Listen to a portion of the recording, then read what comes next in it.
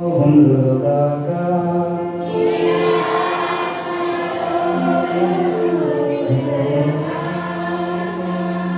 పునీత యోహాను రాసిన క్రీస్తు శుభవార్తలోని భాగము.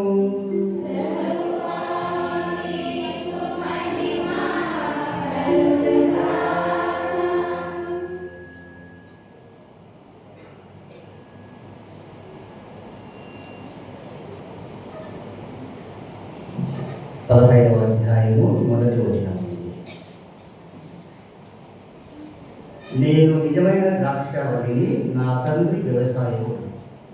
నా యందు ఫలింపని ప్రతి రెమ్మను ఆయన తీసివేయి, ఫలించు ప్రతి రెమ్మను అధికముగా ఫలించుటకై ఆయన దానిని కత్తిరించి సరిచేయండి. నేను మీతో చెప్పిన మాటల వలన మీరు ప్రసిద్ధులైతే, నేను మీ యందు ఉందును, మీరు నా యందు ఉండును. ద్రాక్షావళి యందు ఉండని రెమ్మ దాని అంతటా అది ఫలింపజాలదు. అట్లే మీరును నా యందు ఉండనిచో ఫలింపజాలదు. నేను ద్రాక్షావళిని, మీరు రెమ్మలు. ఎవడు నా యందు ఉండునో, నేను ఎవరి యందు ఉండునో అతడు అధికముగా ఫలించును. ఎలైనా నేను లేక మీరు ఏమీనూ చేయజాలరు. నా యందు నివసింపని వాడు రెమ్మ వలె పారవేయబడి ఎండిపోవును. అట్టి రెమ్మలను పోగు చేసి నిప్పులలో వేసి తగలబెట్టుదురు. నా యందు మీరును, మీ యందు నా మాటలు నిలిచి ఉన్నచో మీరు ఏమి కోరినను అది మీకు వసకపడును. మీరు అధికముగా ఫలించుట యందు నా తండ్రి మహిమపరచబడును. ఇందువలన మీరు నా శిష్యులవుతారు.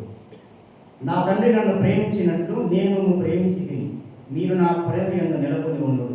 నేను నా తండ్రి ఆజ్ఞలను పాటించి ఆయన ప్రేమలో నెలకొని ఉండునట్లు మీరును నా ఆజ్ఞలను పాటించినచో నా ప్రేమలో నెలకొని ఉండు. నా ఆనందం మీ యందు ఉండవలెనని, మీ ఆనందం పరిపూర్ణం కావాలనని నేను మీతో ఈ విషయములను చెప్పుచున్నాను.